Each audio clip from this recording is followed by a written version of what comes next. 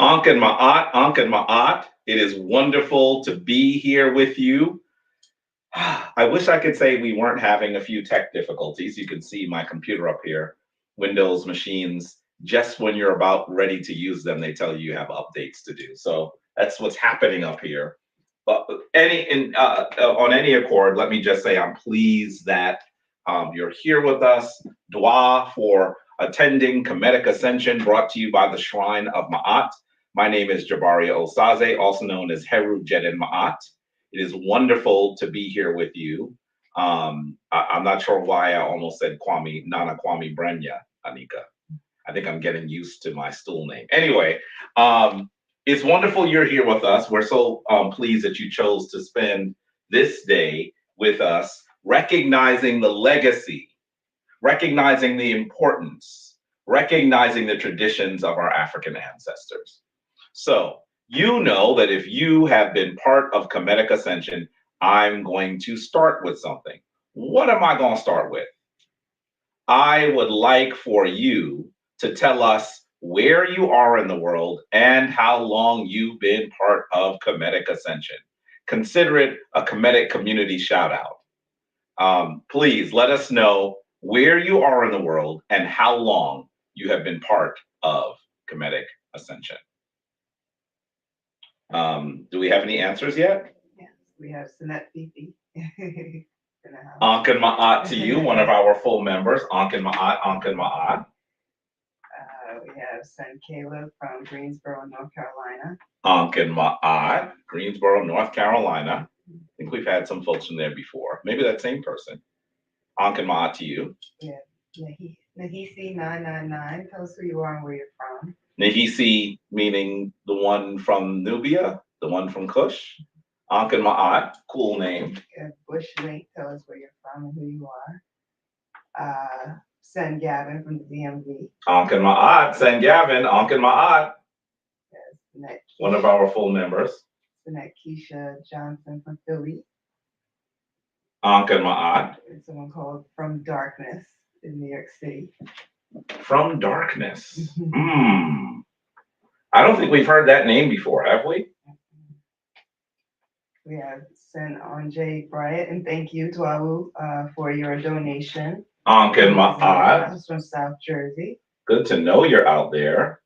Planning another tour of the Penn Museum, by the way. I think that's when I actually met you in person. Ankh and Ma'at to you. We're starting to move quickly. See, we have Question Me from Hoover, Alabama. Ankh and Ma'at. Question Me is on virtually everything we do. Ankh and Ma'at to you. Question Me. Like to know who you are, because we are in communication a lot these days. Ankh and Ma'at to you. We have a Facebook user from Chicago. Tell us who you are. It says Facebook user from Chicago? Yeah. That's probably Sen Atan. Because I think his account sometimes says Facebook user. Ankh and Ma'at to you. I think that's you, Sen Atan, one of our full members, a really good brother with his beautiful family out there in the Windy City. Yeah, Heru Assad Ankh Amun Ra out in Dallas, Texas. Ankh and Ma'at. Anika likes saying that name. Yes, I do. Send Jason Holmes out in Lincoln, Nebraska. Ankh and Ma'at send Jason. Ankh and Ma'at, one of our full members, a really good brother, passionate about history like I am. Timothy Davenport out in Philly for 6 months. Ankh and Ma'at, a lot of folks in Philly. We always have a lot of folks in Philly. We have to figure out how to do more in Philly. Just as we have our new Sepat, our new location for the Shrine of Ma'at in Phoenix, we should actually be talking about Philly really soon too. Ankh and Ma'at to you. Yes, and Gaston out in Arizona. Ankh and Ma'at, send Gaston. As I talk about Phoenix, there's one of our brothers in Phoenix. Ankh and Ma'at to you, brother.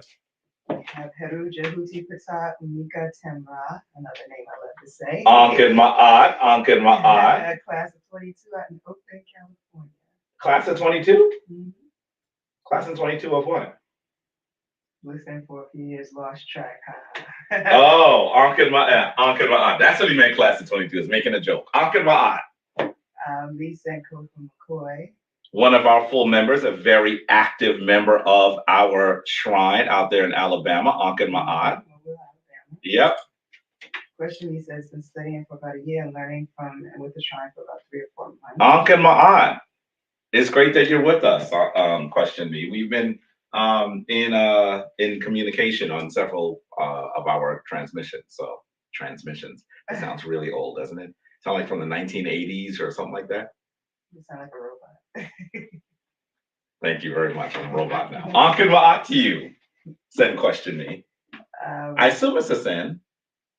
Do I know that's a sin? I assume. There's Sacred Mysteries Worldwide in New York City. Ankh and Ma'at, Sacred Mysteries Worldwide. Huh. That sounds like a website or an organization. Ankh and Ma'at. So Nahisi 999 is out in Vegas. Oh, wow. Ankh and Ma'at to you. Mm-hmm. Hopefully I'll be coming out to Vegas soon. And we have the Jati in the house. The Jati of Phoenix. Yes. Ankh and Bennu. Ankh and Ma'at of Bennu. Ankh and Ma'at to you. That's send to Hootie Forever. Ankh and Ma'at. There's Deborah Kennedy. Ankh and Ma'at, one of our full members. Ankh and Ma'at. We have Zoe Sarabo out in Phoenix. That's her. Did I meet you, Sinette Zoe? Because that name is familiar. I might have met you as well. Ankh and Ma'at to you. Yes, and Facebook user is Senaton. Yes, I thought that was him. Ankh and Ma'at to you.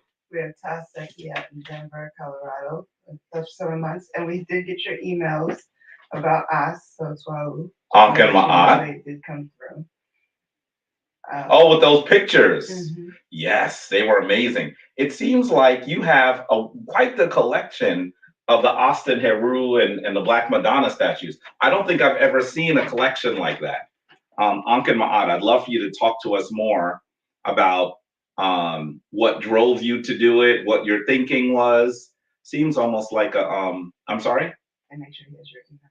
Yes, and make sure you have my email. It's the kind of thing I would love to have done a quick little video on. If you can have someone film a video of you talking about why you did it, what they are, what your favorite ones are, we would love to actually also show it at one of these times as well.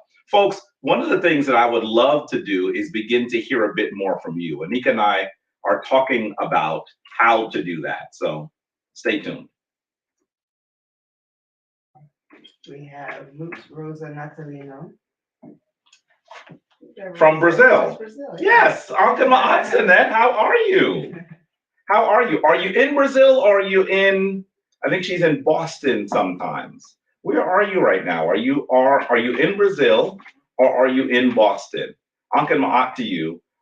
She's, I believe, the proprietor of the House of Ma'at in Brazil as well.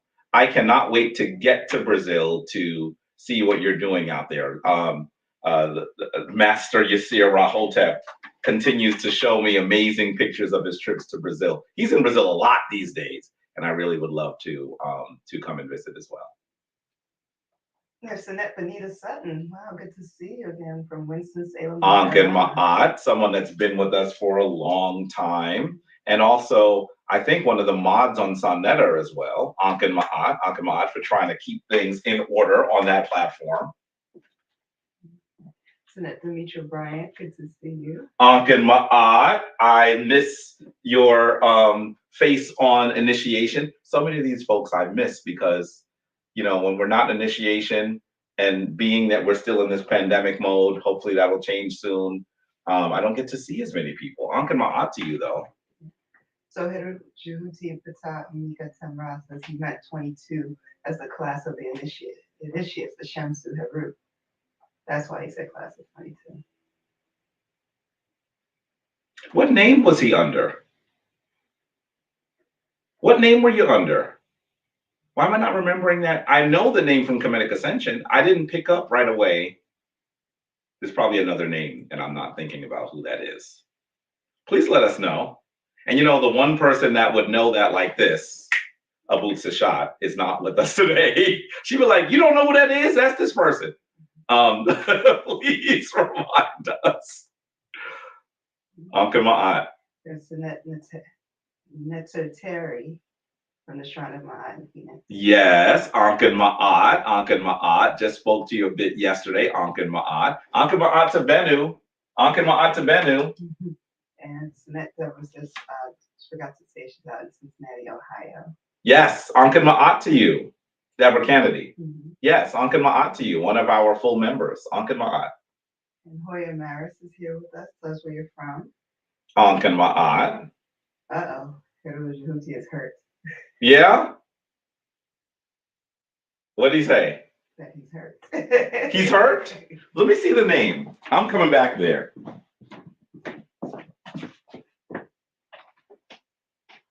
I don't remember the Umika. The Umika Temra is the part I remember. Really? Uh-oh. Sorry. Listen, Brother Jabari can't remember everything. Please tell me what name you joined us under, because I don't remember Umika Temra. Do you, Anika?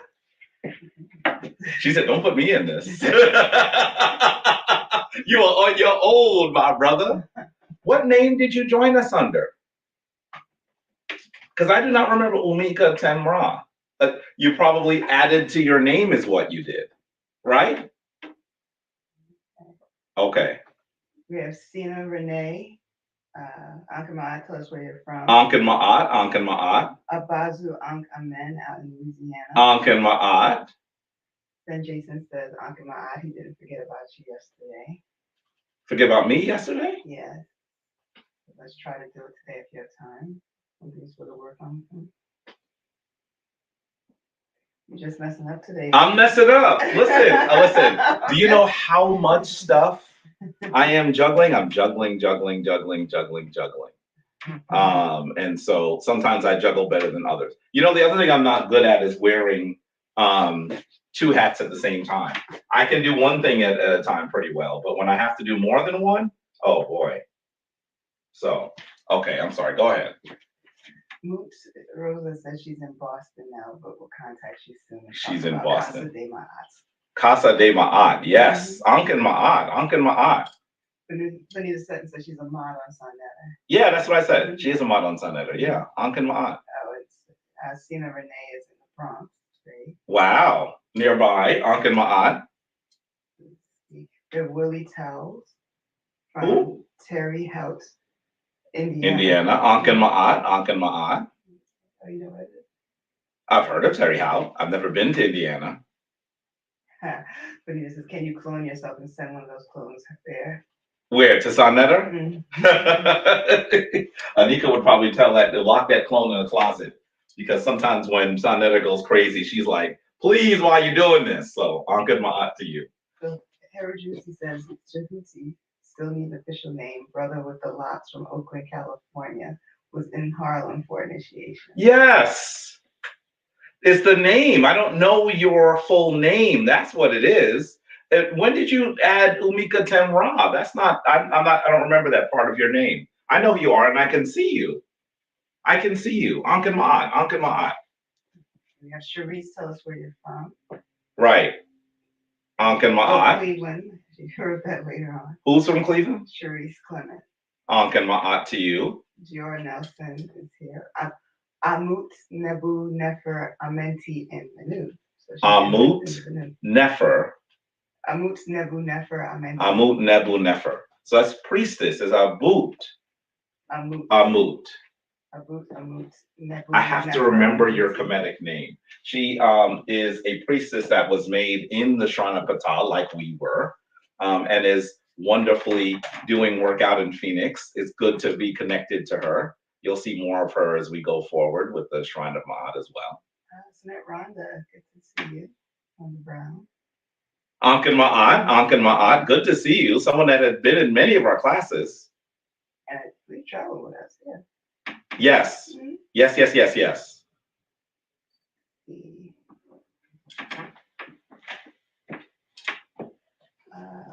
else is with us? The Ghost of Atom from Michigan. The Ghost of who? Atom. Atum? Otom. OTM. OTO? OTM. OTM, okay. Otom. Okay. Ankin Ma'at to you. And I think that's it. Oh, and well, to send M for your donation. And I should say to send M, He's often watching when I'm on Sonnetter. When he's there, he always sends a donation. And I don't usually see it until I'm off camera. Ankan Ma'at and Dwa to you for always doing that, for trying to support the work. Ankan Ma'at to you and Dwa. We have Zen Hilton and Sinette Tana in North Carolina. Ankan Ma'at. Ankan Ma'at. I haven't looked at your Facebook pages recently with all those beautiful children. That's a wonderful couple there. Ankan Ma'at to you. And I think and you know what else? We had food with them and didn't realize that I believe that they are also a Delta. I hope I'm not saying this. I'm pretty sure they're a Delta Alpha couple as well. And ate food with them and never talked about it. Anyway, Ankan Ma'at to you and 06 to you. Senem says much more. And we have Udahi, also known as Efua Abojewa Robinson. Ankan Ma'at. That sounds like a Ghanaian name. I'd love to know where you received the name. That'd be interesting, right? Mm-hmm. Are you a native Ghanaian, or did you receive the name in travels to Ghana? That'd be interesting to know. Mm-hmm. And Terry Green has got his red, black, and green flag from Mississippi via St. Nick Project.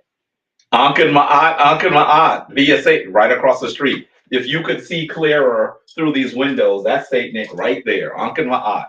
So one of our homeboys, literally. Ankan Ma'at. Let me say to you, I'm so honored that you're all here. I'm Heru Jehuti. I am sorry I forgot exactly who you are. You still got to tell me when you added that part to your name and what it means. You've had it for a long time. You just haven't used it on Zoom. That's what it is. See, I don't remember that. I didn't remember that name. Ankan Ma'at to you. I can see your face, but I didn't recognize the name. Ankan Ma'at to you. Let me just say that I am honored once again that you're here for Kemetic Ascension for November 6th, 2022. It's amazing that we're already in November. We're almost in 2023. I know it doesn't feel like November because I think it's going to be 75 degrees in New York City today. That is unusual. So I want to say Ankan Ma'at to you all, greet you all, and say that you know how we begin our gathering. The formal beginning of our gathering always begins with the ceremony that was put into its current form by our elder, Baba Heru Ankra Samad Se Pata, the keeper, the founder of the Shrine of Ptah, the studio of Ptah, and the elder of the Shrine of Ma'at. It is called the opening of the way. Before you do anything of importance, you should always remember to do the opening of the way. So Anika is coming forward here. And you know that we're going to stand in a position of adoration. Stand with your left foot forward, your right foot back, almost like you're taking a subtle stride forward. Place your hands with your palms open in front of you. And then you can put the left hand just a little further forward than the right hand, and the right hand further back. The right hand can also be a bit lower than the left hand. Remember, as you've heard me say, don't break your wrist like this. That's not how we see it on the walls. If you do bend the wrist, bend them ever so slightly upward so that you can both give and receive divine energy. So please, let us take a breath from your abdomen and chant the word of everlasting divine life, Ankh. Let us begin.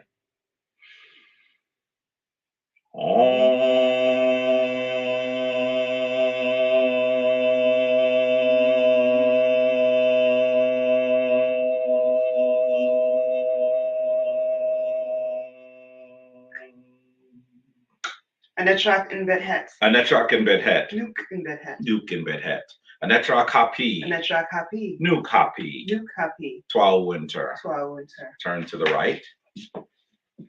Anetrak Serket. Anetrak Serket. Nuke Serket. Nuke Serket. Anetrak Kebsenu. Anetrak Kebsenu. Nuke Kebsenu. Nuke Kebsenu. Twal Winter. Twal Winter. Anetrak Ast. Anetrak Ast. Nuke Ast. Nuke Ast. Anetrak Amset. Anetrak Amset. Nuke Amset. Nuke Amset. Swallow enter. Swallow enter. Anetrak Neat. Anetrak Neat. Nuke Neat. Nuke Neat. Anetrak Dwamutef. Anetrak Dwamutef. Nuke Dwamutef. Nuke Dwamutef. Swallow enter. Swallow enter. Anetrak Newt. Anetrak Newt. Nuke Newt. Nuke Newt. Anetrak Geb. Anetrak Geb. Nuke Geb. Nuke Geb. Swallow enter. Swallow enter. Anetrak Shu. Anetrak Shu. Shu. Shu. Shu. Shu. Nuke Shu. Anetrak Tefnut. Anetrak Tefnut. Tefnut. Tefnut. Tefnut. Tefnut. Nuke Tefnut. Swallow enter. Anetrak Paut in Titeru. Nuke Paut in Titeru. Anetrak and Boo in Titeru. Nuke and Boo in Titeru. Swallow enter.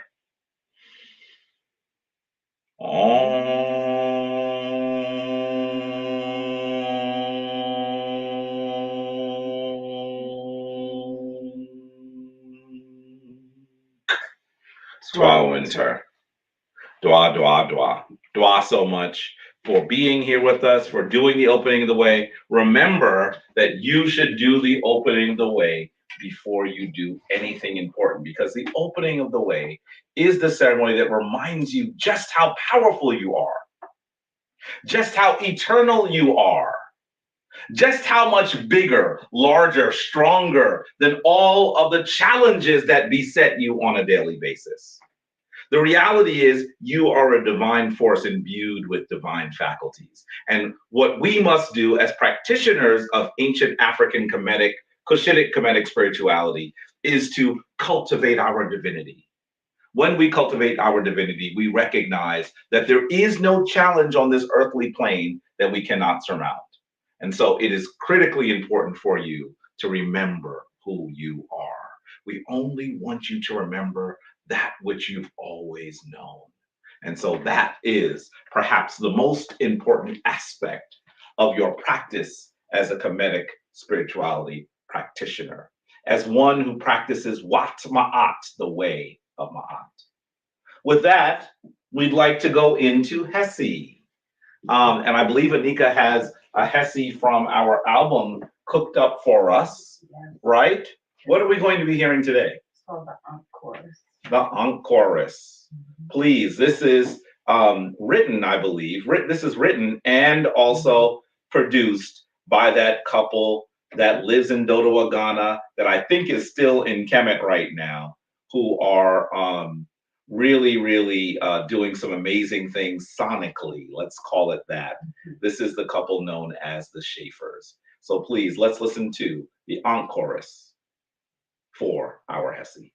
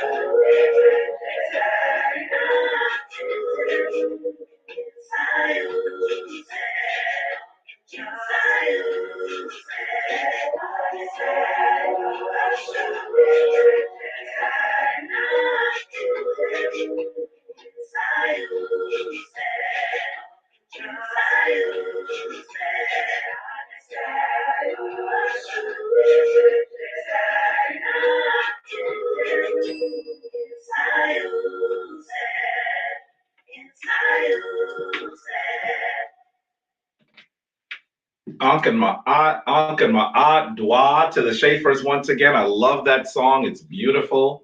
I'm really hoping that you enjoy it like we enjoy it. And we're honored that such a skillful group of people are assisting us in the sound of Kemetic Ascension. You should know that we're planning shortly to have people come back into the Shrine of Ma'at for Kemetic Ascension. Of course, we're going to do that using rapid testing so we can make sure that we're still safe. Even though it seems like many folks have forgotten that we are in a pandemic, we still are.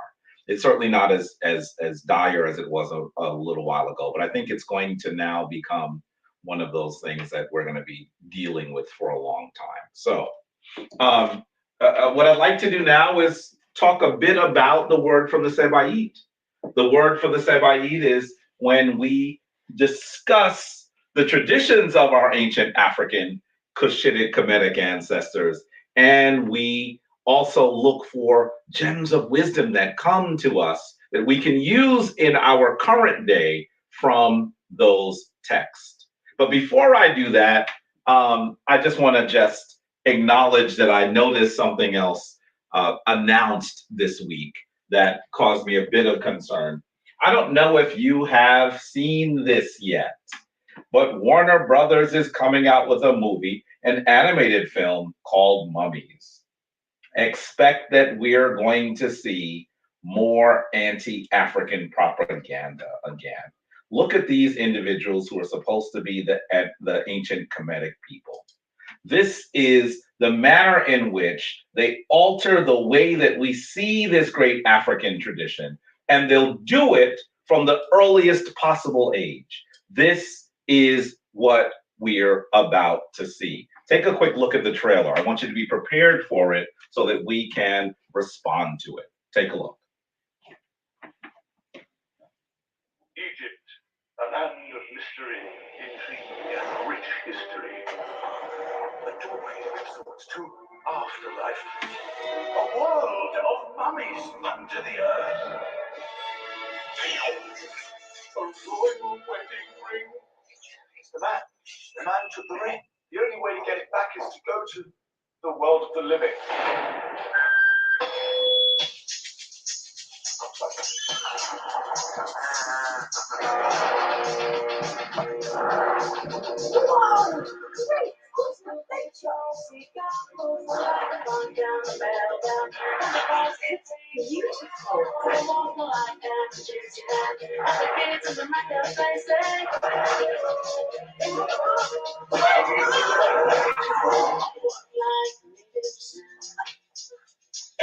Oh, look!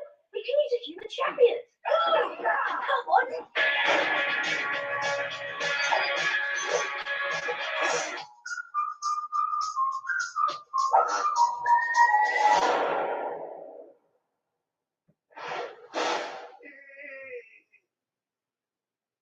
So obviously you should be aware that this is coming, right?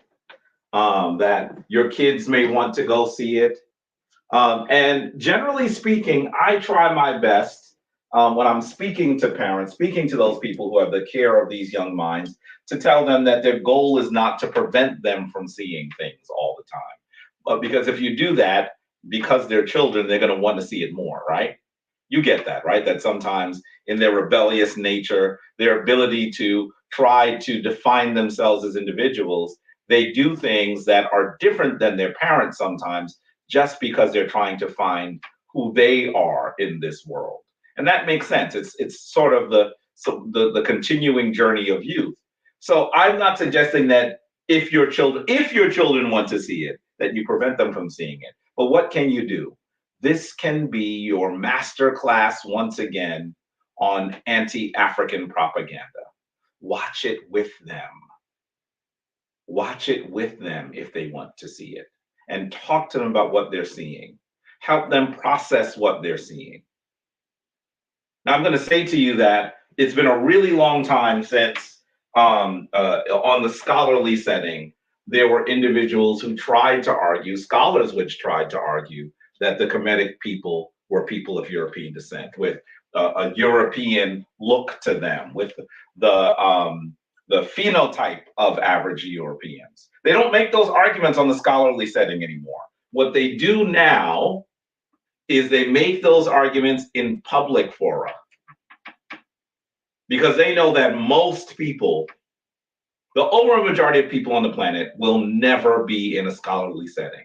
In the scholarly setting, what they argue now is Kemet is multicultural.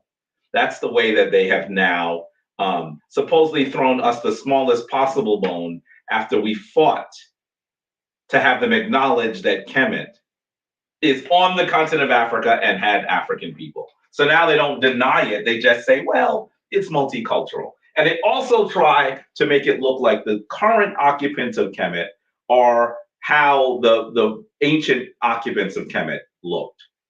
That the phenotypic expression today is the same as the phenotypic expression of the past. That is what they do. You should be prepared. This is coming out next year. Warner Brothers is putting it forward. And I just want you to know that we got to do some work around it. Okay? More on that later. More on that later. So today, what I wanted to do, unless there are comments, questions, are there? This is what Arabs called our ancestors when they store and consume their bones. This is disrespectful expletive. Well, certainly, to even call those individuals in that video Arab would be a stretch. I mean, that dude looks like he's from, I don't know, London, right? So they're not even going that far. But you should recognize that what they're doing is they are misrepresenting this reality, and you should expect that they do. You should expect that they do. And you should also expect that the current folks that are currently in control of Kemet, of that now land that they now call Egypt, would also argue that that is the reality. Because if they said that Kemet was founded by and kept a powerful nation by folks from the interior of Africa, what would end up happening is you would see that their tourist dollars would dry up overnight. You should know that. And so we should expect this. We just need to be prepared to deal with it. That's what we need to do. So today, what I'd like to do is talk a bit about Heru. This topic is not related to the topic of the movie. We'll address that one later on as we go forward in the year. But I want you to be aware of, I guess, really the concept. Be aware of the eminence, the legacy of one of Kemet's most popular Neteru. So today I want to talk about Heru, the divine child, and what Heru means in the Kemetic tradition. So right off the bat, what are you seeing here? Yes, I'm giving a presentation, but I'm asking you questions. Many of you have been part of Kemetic Ascension for a long time. You're fully initiated members. Some of you have even taken taken my history course on ancient Kemet, what are we seeing here? What is this image? Who is in the image, and where does it belong to? I know there's a little bit of a delay, but I'm sure we're just about to get some answers. Correct? We're waiting. Now, this is not the delay. This is people saying, what is he trying to ask? You should know what I'm asking. Come on now, let's get some answers. What are you looking at here?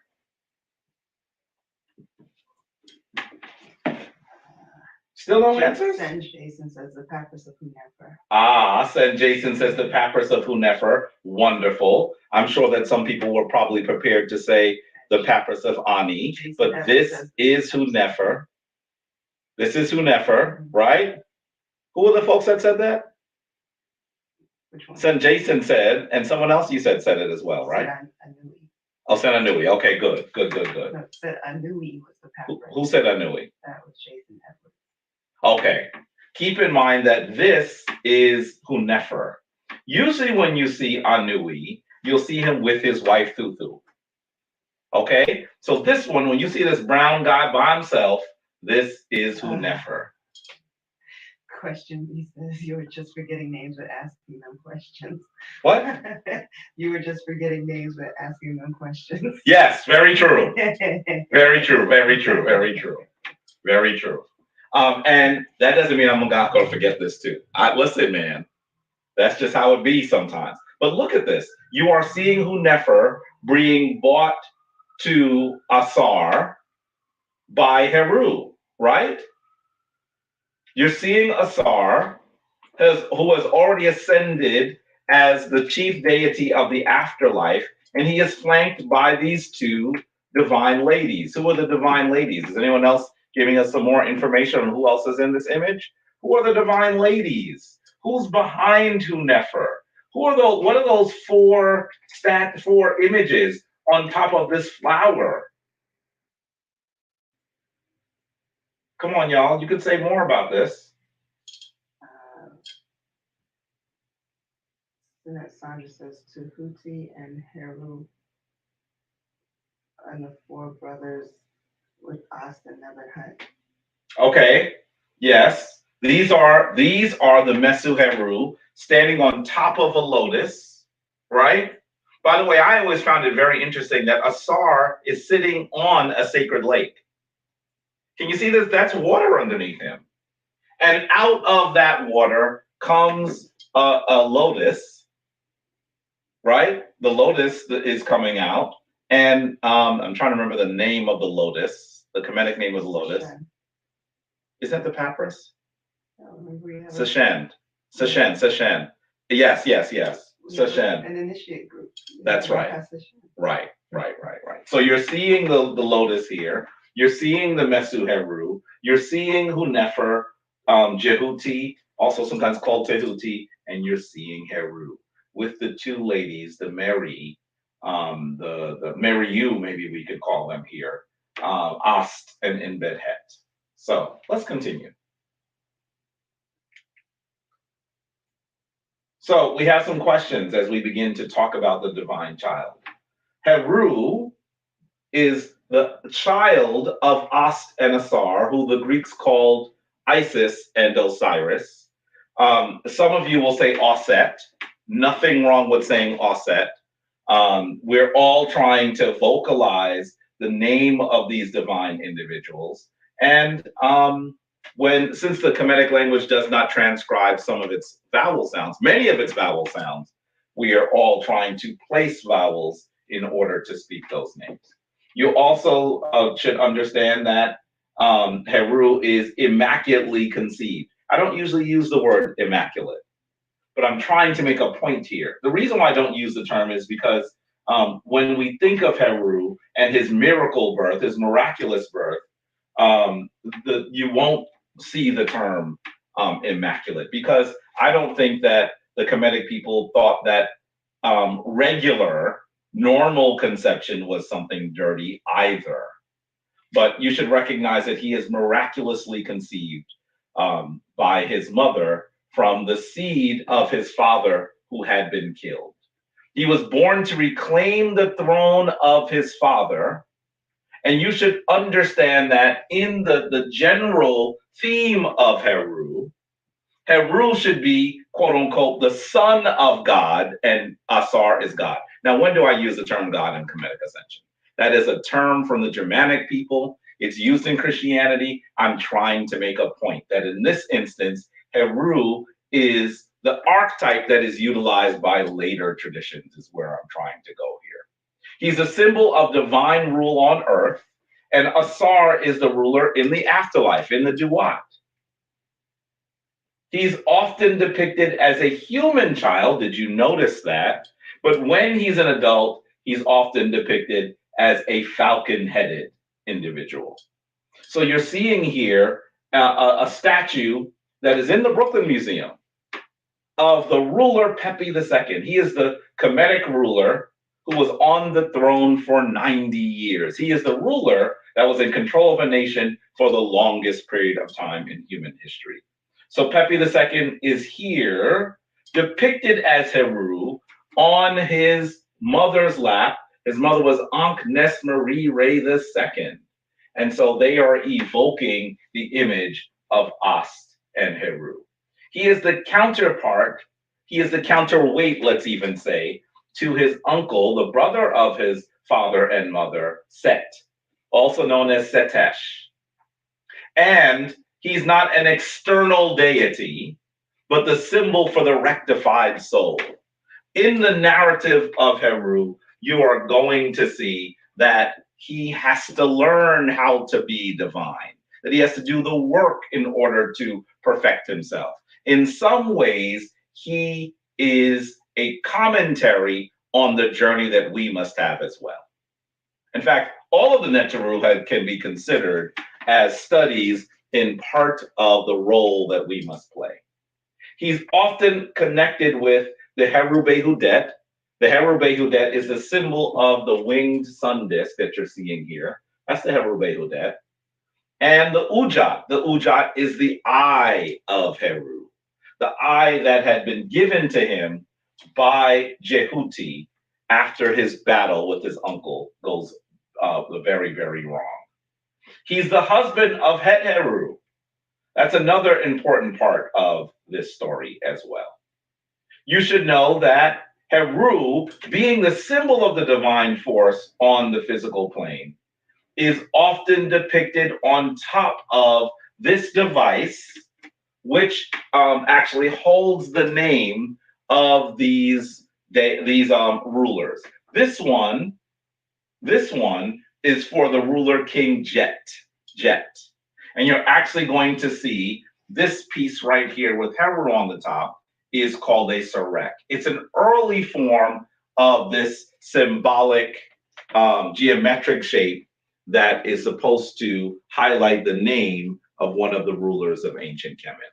That is what this is. It's the sarek.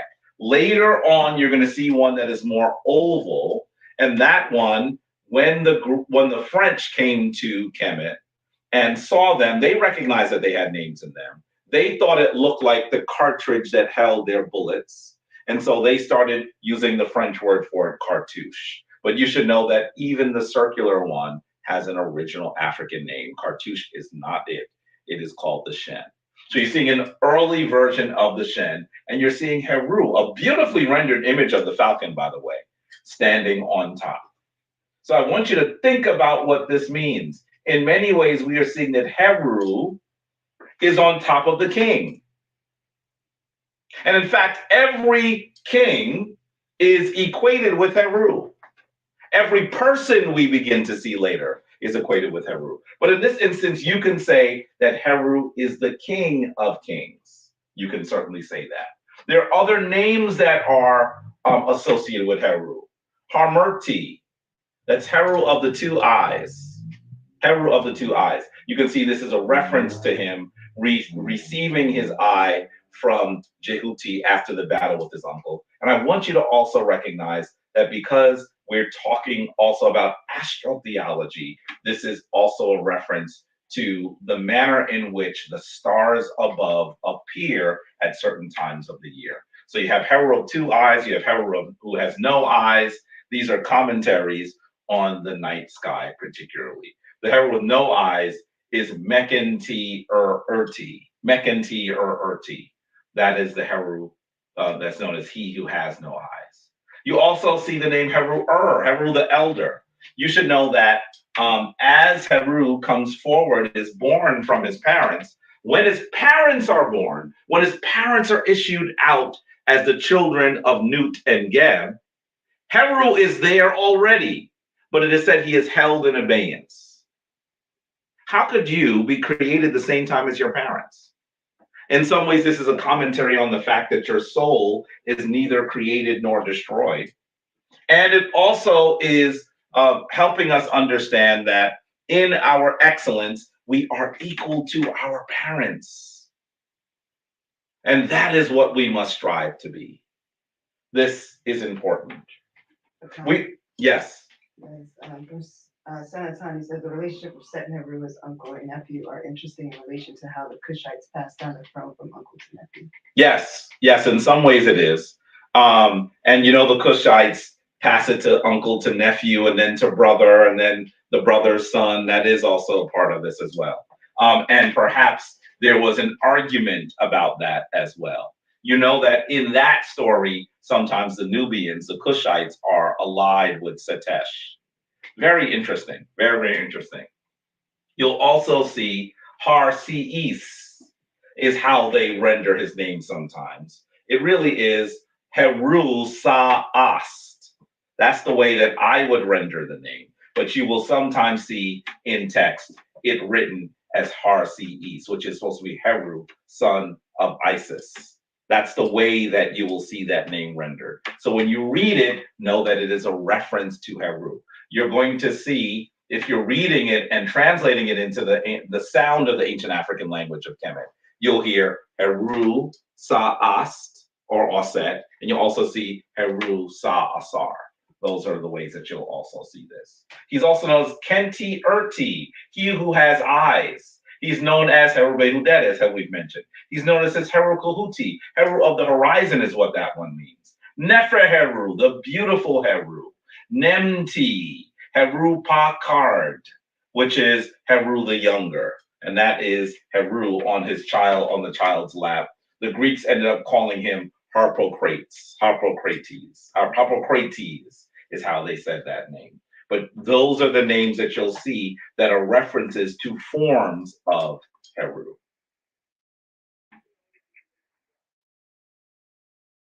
You should know that Heru is very old.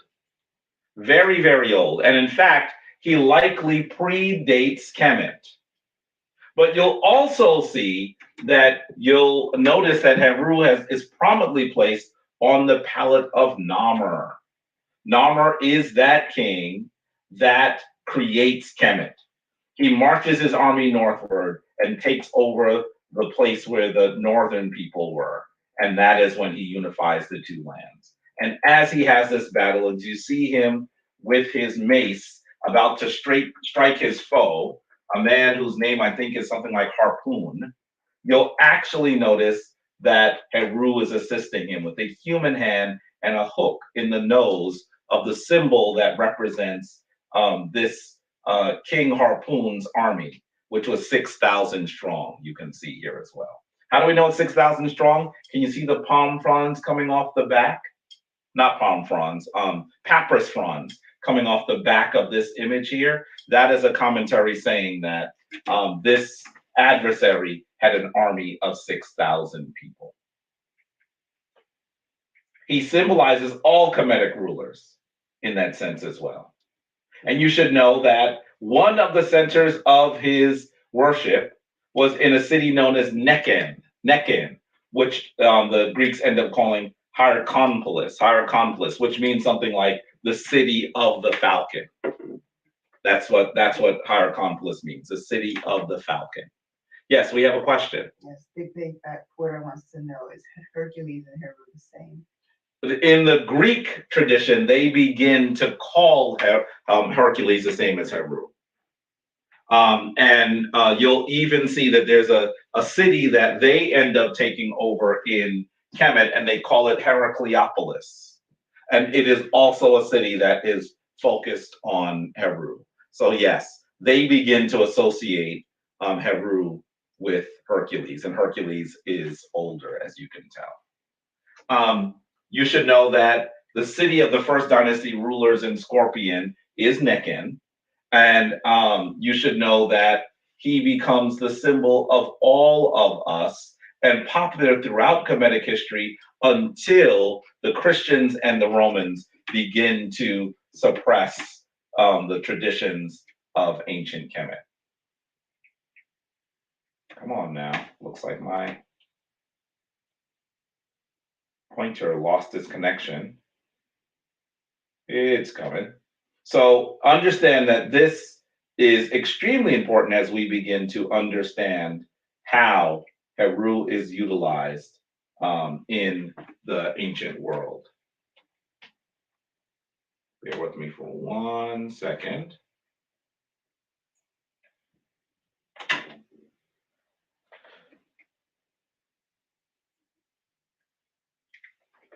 Come on, connect, reconnect. There we go.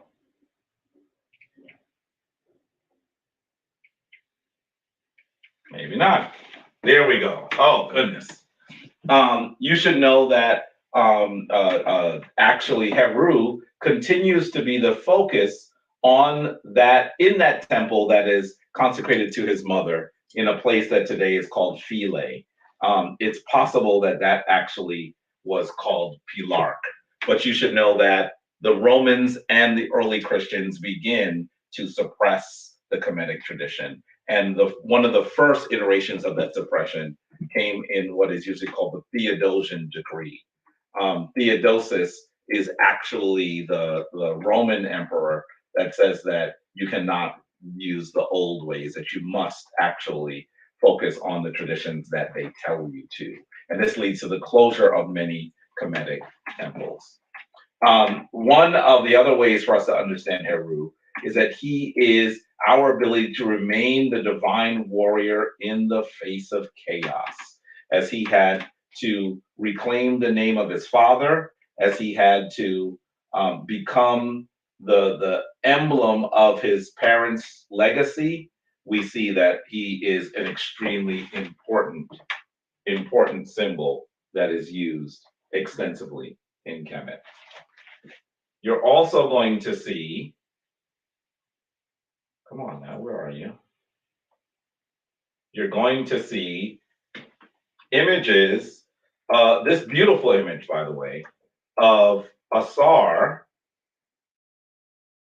with Anpu and Heru in the tomb of Horemheb. Remember, Horemheb is that ruler that rules shortly after Tutankhamen. He is the general that Tutankhamen seems to have wanted to succeed immediately, but his uncle Ai succeeds him first. But this is a beautiful rendition of actually Heru with Anpu and with Asar.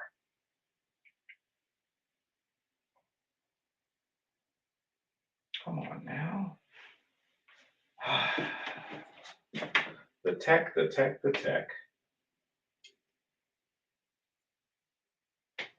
He has many similarities, as you can imagine, with the tradition of Christianity and in the descriptions of Yeshua or Jesus. You're going to see many similarities. He is one of the archetypes that is utilized to create the image of Jesus.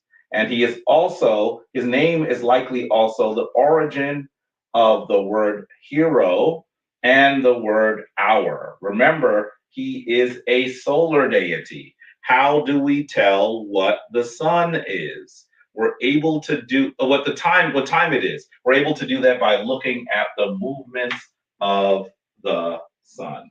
And so that is how you should look at this.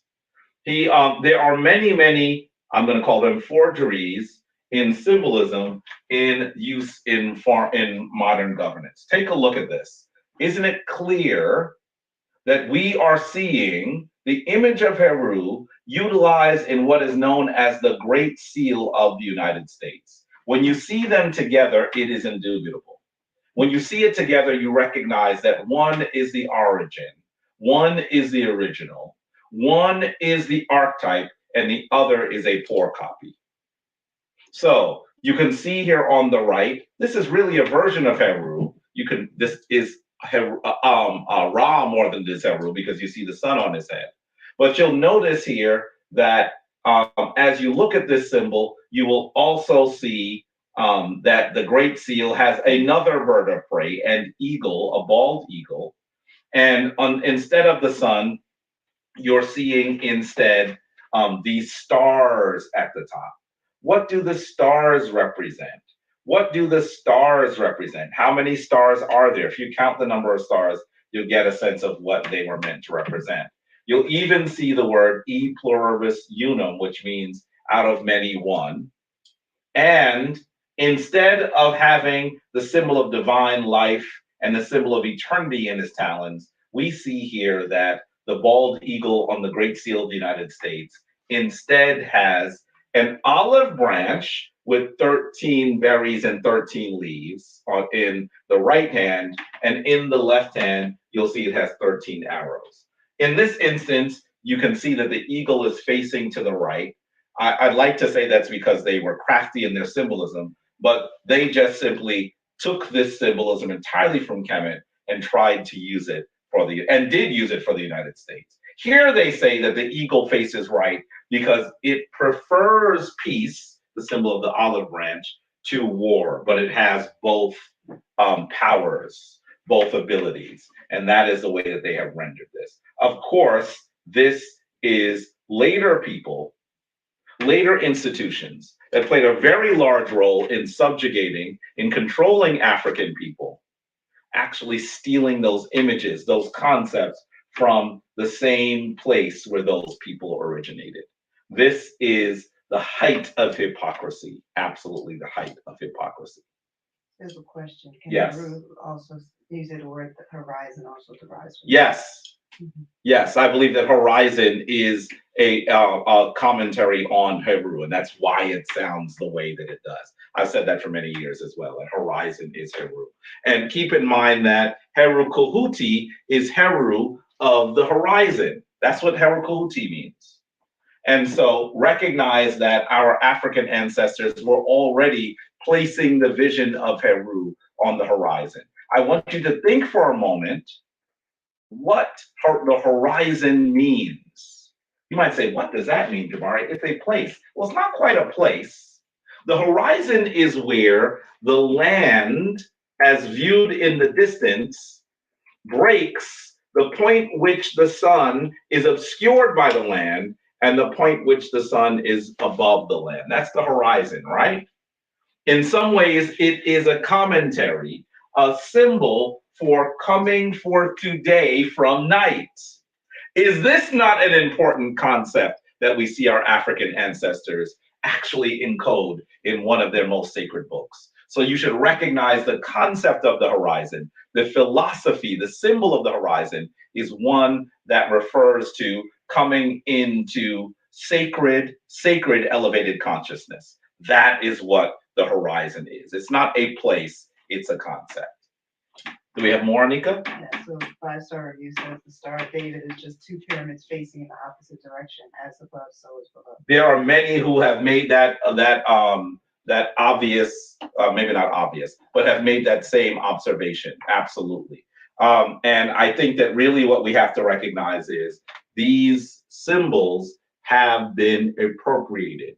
And here's the deal. I would not have a problem whatsoever if later people chose to create from this great African wellspring of knowledge, of wisdom. I would not have any issue with it whatsoever if they were able to, if they were genuine enough to acknowledge from whence they were getting the symbols from and give credit to those great ancient African societies. Instead, what we have seen is that they're filled with demons, that they're ignorant, that they're savage, that they will continue to steal from those traditions without giving any sort of credit. That is theft. That is theft. And you should also know that my debate is coming up. And in some ways, some of these topics will be included. You're going to know that I have an upcoming debate with Garfield Reed on was Christianity stolen from Kemet. I'm hoping that many of you are going to attend as well. Support the Netter and Teppy, please, and are also there to give your opinions in this important discussion. You know that it has been it's probably about 3 years in the making. That's how long we've been discussing this. And we're going to get to the point where we finally have that discussion. Lots of things happened in the interim. Some of them were regrettable, but I think we're on course now to have a very interesting intellectual debate, and we'll be able to leave there in harmony rather than in enmity. I really worked hard to try to make sure that we were going to get there, and I think we finally gotten to a place where we can do that. I don't have a problem with anyone challenging me on the information that I'm bringing forward, the information that I was taught by some of our great ancestors and elders, the information that I have studied for more than my adult life. When I started studying this, I was not an adult. I've studied this for over 30 years, over 30 years. And so I want you to recognize that this is my life's work, my life's focus, and I'm really looking forward to the debate as well. Okay, so take a look at this. Here is also another way that we see Heru as a symbol of governmental power. What is this symbol called? What is this symbol called? And I know you're probably going to say the Eye of Heru. That's how you could say it in English, but there's another name for the symbol. What is this symbol called? By the way, as we're getting answers, I think it's interesting that today, whenever I see it rendered now, I see it rendered with the pupil looking upward, which is really odd. It's almost like Heru was rolling his eyes. I don't know why someone drew it that way and now everyone is using it that way. That is not the way I've ever seen it rendered in the ancient world. It's usually rendered this way with the eye looking forward. We have a lot of people answering. Yes, what answers did we get? So we have and Jason, Abuka, Abuka, what's up, Abuka? Ankamunra, they all say Wajed or Ujad. The Ujad, yes. Lauren D says fractions. Oh, fractions, okay. Let's see, yeah. This is a very important symbol. It's a very important symbol. It's a symbol of divine wisdom. You know, before I even go into more on the symbol, I'm going to tell you, there was a point where Jabari was the CEO briefly of an organization that was run, well, maybe not run, but was founded by some wealthy folks in the Jewish community. That's what I was doing at one point. And I went to have dinner with them. Anika was there. And I remember saying, you know, I hope that they're not uncomfortable with how African I am, because it ain't gonna change, right? I mean, that's who I am. I'm not gonna hide my ankh. I'm not gonna go there trying to look like something who I'm not. I'm not gonna go in there and it's not time for me to be the spook that sat by the door, right? By the way, sometimes when you hear that, you think that the spook was a sellout. In that story, the spook was essentially an agent for Black people. He sat there quietly looking like a sellout to give information back to Black people. That was not my role at this time. I was going to be Jabari El-Sase. And I was a little concerned about how they would receive me. When I sat there, the wife of the board chair asked about my ankh, looked at Anika's stuff, and then she said, I noticed that you have a ring that has that eye on it. Can you tell me about it? So I started talking and she started nodding and I finished. You know, I wasn't going to give a lengthy answer. She nodded. They were silent. I gave a little bit more. She nodded. They were silent. I remember looking at Anika like, what are they asking me to say? And finally, the husband, the board chair, said, she's asking because she has a tattoo of both eyes on her back, bigger than your head, Jabari. And she recognized you were someone that could impart knowledge to her. I had to remind myself not to leave my mouth open as wide as it was. There are people who have been inspired by those images that you brought into the world. That's not an exaggeration, is it, Anika? Sometimes people say, your stories are so amazing. No, seriously, that really did happen. And of course, we weren't going to be like, you got the African symbols, what's wrong? No, we didn't do that. We just said, oh, really? Ha, ha, ha, ha, ha. I wasn't telling her nothing else. But that really did happen at dinner. She said, wow, I didn't know that we have a real African. Teach me. And after he said that, then she let her hair down completely and asked all kinds of questions. Fascinated. She would call me and ask me questions. She said, I'm thinking of studying metaphysics. Are you familiar with metaphysics? I'm getting my doctorate from the University of Metaphysical Sciences. Really? She would ask me questions.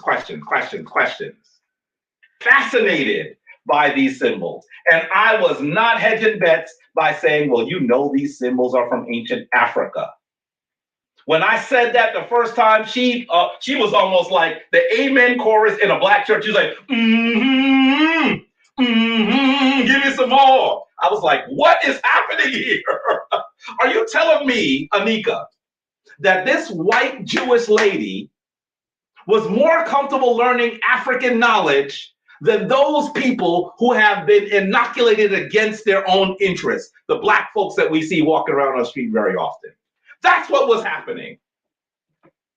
She was very comfortable with where it was from, what it meant, and she wanted to learn it and use it. That's what she said. Anyway, when I see this eye, I remember that very strange dinner. Very, very strange dinner. Let's go for. By the way, we asked for drinks, and of course, what did they say? They said, "Oh no, this wine is nice, but don't you have anything on the top shelf?" I was like, "What is he doing?" Anyway, you should know that's how they get down. As we look at this symbol, I want you to recognize that this is the origin of this other symbol. Don't you think it's interesting that you see an R and an X rendered lower in this fashion? This occurred when they wanted to take the symbol of divine knowledge, of wisdom, of measure, and then they wanted to describe the concept of pharmacy. That's what this RX is. It is the way that you can render the I in Latin, Latin letters. By the way, some of the other things, I'm certainly not going to go into all of the ways that you might find an interesting connection to the rest of the Ujat or the symbols of Heru. But here are just a few that you might find interesting. When you dissect a human brain, you see this portion in the middle. It looks curiously like the eye of Heru. I honestly believe that we might be seeing that our ancestors were doing dissections. This is more than symbolic. It's more than mythological. It is a representation of something that is extremely erudite. Powerful, powerful, powerful. And I didn't even go into the fractions, as one of our Sabets said. Didn't even go into the fractions. Yes, you can take each of the pieces away from it, and you can see that it represents fractions. Let me see. Does anyone know what that fraction adds up to? Let's see if we have some folks that want to be in the 201 class. Let's see where you're going to go here. There are also some important aspects to Heru that we must know. Look at the symbol of Heru here, giving power to the soul of his father Asar, with his mother on the other side. I like this statue for so many reasons, because in many ways, it is meant to be, take a look at it here. This is a replica of it. It is meant to be, in its most interesting way, it's meant to be a statue of a statue. Did you notice that Asar is depicted really small and on a pedestal? This is supposed to be after he's made his transition and has become the ruler of the afterlife. This is a statue of Asar, and you're seeing the grown son Heru giving a power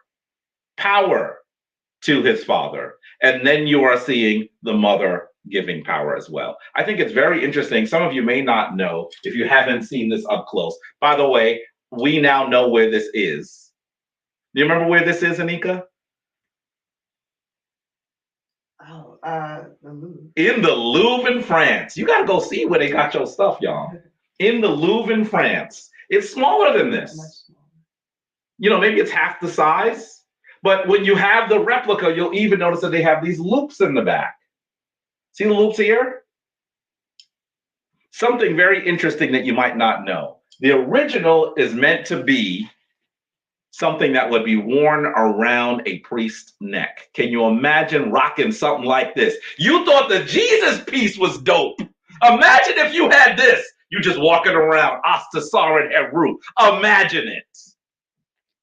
You have to know that nothing new is under the sun. Nothing new is under the sun. Powerful, powerful image here. We have question, answers. Yes, please, go ahead. We have answers to your question. Yes. About the fractions. So Senaton and Heru Amun-Ra will say 63 over 64. Charlisa 64. We have a couple of answers. The star review says 3 out of 5. And Tony Johnson says 144. So. The answer is 63 over 64. Good work. Now I'm going to say to you, if this eye is the symbol of divine wisdom, of divine intuition, why does it not equal to 1? I'm going to tell you, there was a day where I was sitting with Baba Heru. This is early, maybe not as early as the beginning, but somewhere in my time working with Baba Heru. And he was sitting there carving a piece of wax, and we were talking. There was no one else there. Heru David was in the back. No one else was there. It was kind of dark. He just had a light on. He was working. And he said, well, why do you think it doesn't equal 63 over 64? And I gave an answer, and he said, I gave another answer. He said, I gave another answer. And I began to realize he was just trying to see how well I could try to reckon with the concept that there is no definitive answer. But he gave a very interesting answer. I still think my answer was more interesting, but his answer was amazing. He said he always thought that 1 out of 64 was the liquid by which the eye was lubricated. Baba Heru, I'm going to say to you, I was reading an ancient text and it mentioned the liquid in the eye of Heru. Yes, I know this is like 20 years later. It's possible that he was correct. I don't know if he read it from there or he just got to it, because when you're doing this work so long, your intuition will guide you to answers. But I must say that his answer has now become even more interesting to me.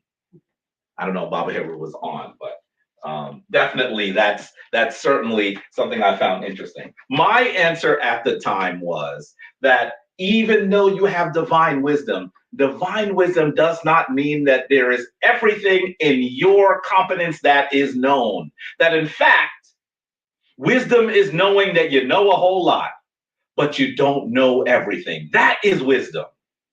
Part of wisdom is the humble reality that you must still continue on the path of wisdom. Just as Ptahhotep says, the limits of art are never reached and no one can know all things.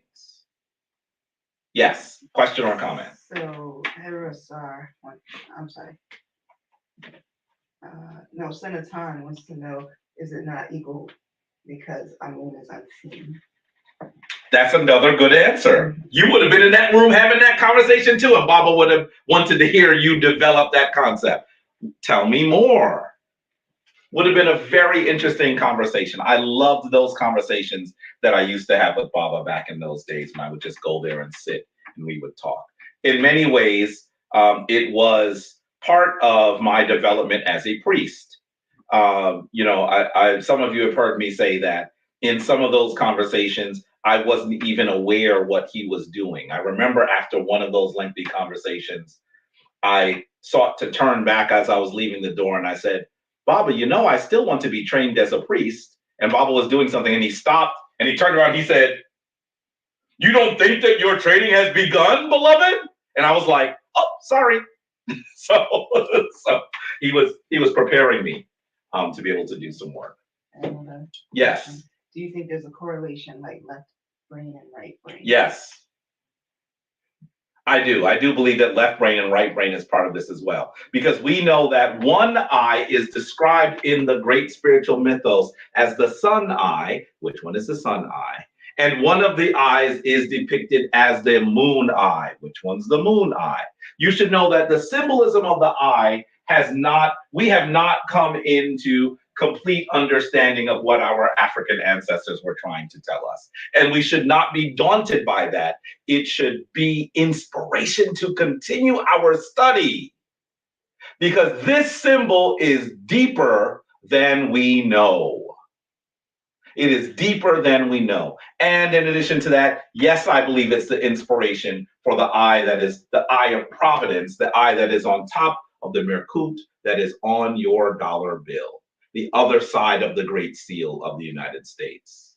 The entire symbol, all the symbols of the Great Seal don't come from North America.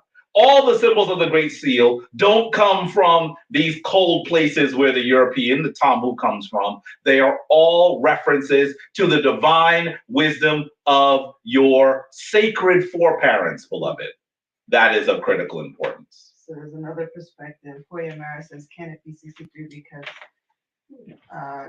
Ra shed a tear to have Sekhmet too? Y'all are trying to get deep now. You know what I mean? That we would be sitting in here with the lights off, just talking. That is what I wanted the shrine to be like. But of course, this blasted pandemic won't end. It won't end. I really enjoyed those times we'd just be sitting here talking. We haven't seen them in nearly 3 years now, and that has been really, really difficult. So the Tom says the right eye is the sun eye and the left eye is the moon. Yes, the right eye is the sun eye, the left eye is the moon eye. And I want you to answer then, which eye was it that he lost? Which eye was replaced? Which eye did Jehuti come to give him? That's what I also want you to think of, and why. You may not have the answer here today. I want you to meditate on it. What does it mean that he received divine wisdom? Remember, he went into battle and lost. It isn't until he receives divine wisdom that he wins. How are we going into battle each day? You know we catching hell. You know that we are in a war. How are you going into battle every day? Are you cloaking yourself with the ancient, divine, sacred, powerful, influential wisdom of your African ancestors? Or are you flailing about hoping that something will work?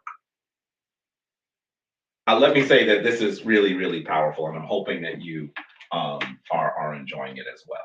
Some other symbols of Heru in this sacred myth. I'm not going to talk about the story of Astasar and Heru. We'll leave that for another day. But I think that most of you are familiar with it. Recognize that Heru is also seen as a symbol of divine sacred balance. Look at this image here. I believe that this is Ramesses III, who is being crowned by both Heru and Set. This is another reason why we should know that Set is not evil, but Set is the symbol of chaos. Set is the symbol, Setesh is the symbol, Seth is the symbol of the heat, the scorching heat of the desert rays. And even later we hear that he is the symbol of the tornadoes and hurricanes that can destroy. These things are not evil, but they must be placed into balance. This is what we see here in this statue of, I believe, Ramesses III receiving his coronation. And you know that Heru is a very important aspect of the book of Coming Forth Today by Night, the Reyu Pert and Heru Mger. Very, very important. Oh boy, this thing is not. You're going to see all of these images of Heru with his mother and his father, because in many ways they are the world's first and most influential sacred trinity. Now, some of you might listen to those words and say, most influential? Jabari, even though I practice Kemetic spirituality, can't we say that the trinity of Jesus, the Father, and the Holy Spirit are the greatest trinity? But clearly we should recognize that that's new stuff. And that for thousands of years, at least 1,000 years more, this sacred trinity was more influential and important. And so this is another aspect of this story we must recognize, that Heru rectifies his father, with the assistance of the woman who bore him. What do? They remember him. They remember their ancestor, and because he is remembered, Heru is able to ascend to the throne. Remember his ancestor. That is how he returns to the throne. Anika. So multiple people have answered that the left eye was the one that was replaced. Yes, the left eye. The left eye is the one of intuition. That's the feminine eye, by the way. One is feminine and one is considered masculine. That is the one that was removed. I wonder if they read it and that's why they have that answer, or they're dealing with the symbols and they assume it. Either way, you'd be correct. You would be correct. Okay, let's move because we got to finish soon. Okay, let me just say, I didn't want to leave you without reading some from the Kemetic text. Let's look here. This comes from the Mirkutu text, right? That book that has been described as the pyramid text. And this is from Utterance 2:14. It says, you are to purify yourself with the cool waters of the stars, and you will climb down upon the ropes of brass on the arms of Heru. In his name, he of the Henu barge. The glorified humanity bewail you after the imperishable stars have carried you. We're talking about your resurrection as a divine being. Enter then into the place where your father is, where Geb is. He gives you to that which was on the brow of Heru, so that you become powerful and full of glory through it, so that you become the one at the head of the Westerners through it. In some ways, we're talking about how you, Heru, become Asar. Do you hear how this occurs? And if Geb, your father, by the way, Geb is the grandfather in some ways, and the father in other ways of Heru. But we're talking about Heru becoming his father, reclaiming his legacy. And when they say he gives to you that which is on the brow, they're not talking about the eye, they're talking about him giving you your crown. That's what they're referring to here. Let's continue. You are born for Asar, O Heru. You have become more glorious than he. You have become more powerful than he. Asar, you cannot have power over him. Your son cannot have power over him. Heru, you cannot have power over him. Your father cannot have power over him. Do you see how there's like a cadence to this? These were chanted or sung, you should recognize. These are parts of ceremonies. And they're saying that you are the most powerful being in the universe. That's what this is telling you. Notice they say you're Heru, they say you're Asar, but then you say that Heru and Asar can't even have power over you. They're referring to you. And this comes from, I believe, the text that was put together for Unas. Let's continue. Your head is that of Heru of the Duat. Oh, imperishable one. I love this term, imperishable one. Recognize they're saying that your soul cannot be extinguished. Imperishable. You are eternal and all powerful. Remember that. Let's continue. Your brow is the one with the two eyes. Oh, imperishable one. Your ears are those of the twins of Atum. Oh, imperishable one. Your eyes are of those of the twins of Atum. Oh, imperishable one. Your nose is that of the jackal. Oh, imperishable one. Your teeth are those of Sabdu. Oh, imperishable one. Once again, they are saying that you are all powerful, that the Neteru are all of you, and that you are a celestial, powerful being. This is important. Coming to us from the world's first spiritual text, the oldest of them all. What? It's not the Bible, Jabbar. It's not the Quran. It's not the Torah. No, this is older than them all. Older than them all. The concept that you are powerful, that you are receiving the legacy of your father, and that you are imperishable, that you are resurrected, that death does not destroy you. These are African concepts that have been given to the world.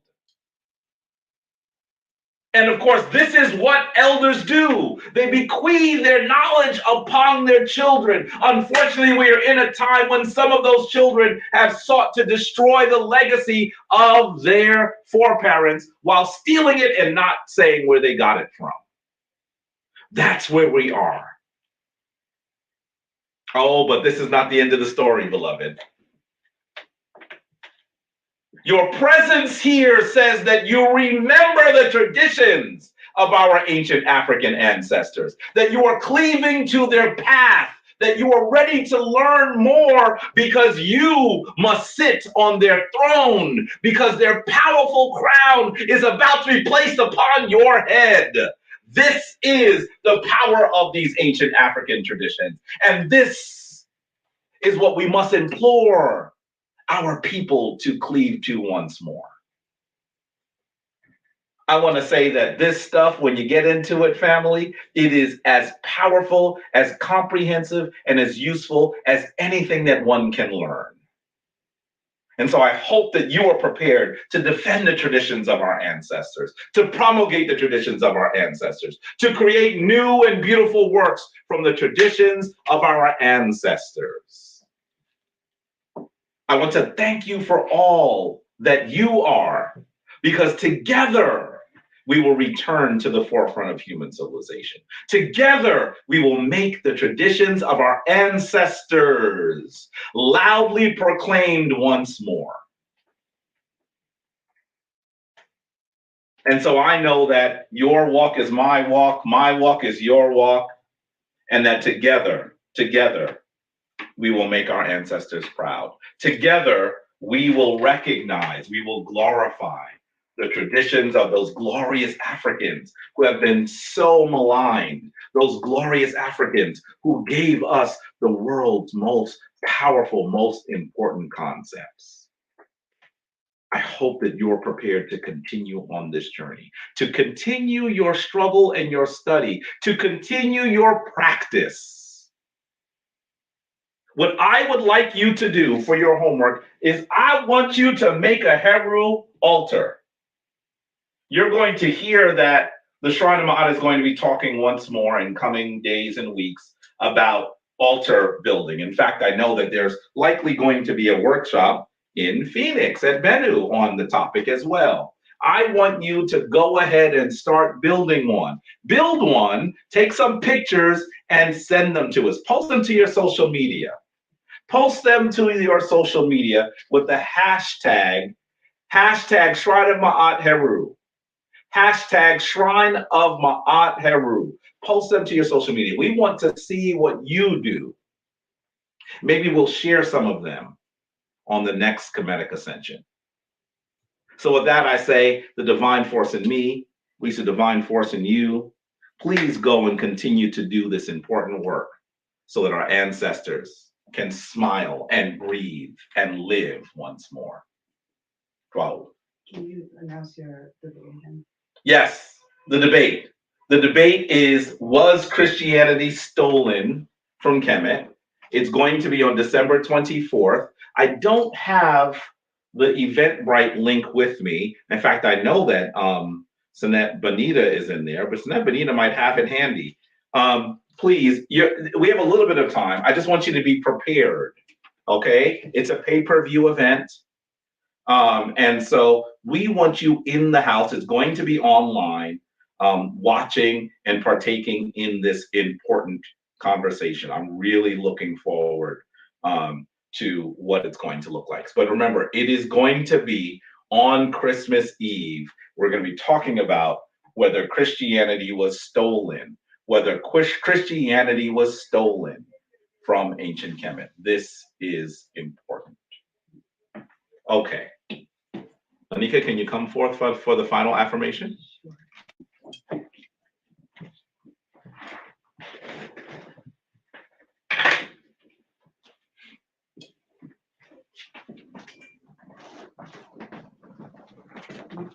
Ooh, You didn't change so they see us or something? No. I received another donation. I wanted to acknowledge Nehesi Ankh Second 12 for your donation, and all of you who did the matching donations. I so appreciate that.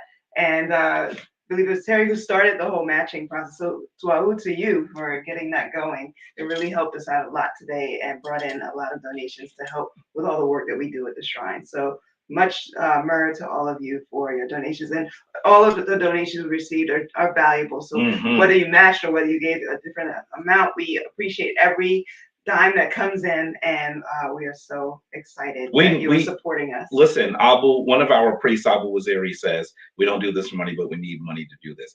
I can't say it more clearly. The reality is it takes money to bring this to you. It takes money to do the work we do every day. And so we ask, we're not going to be bothering you like Pasta does with tithing, but we really hope that you'll continue to give in the way that you can so that this can continue. Yes.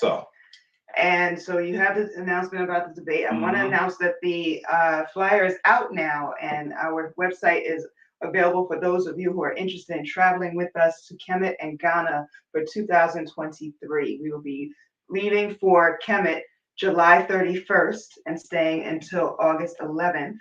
And the Ghana trip will begin August 9th and will conclude on August 19th. We've added days, so the trips are actually longer. So if people are interested in attending, we did receive a lot of feedback that they wanted a longer trip, so we did add some more days.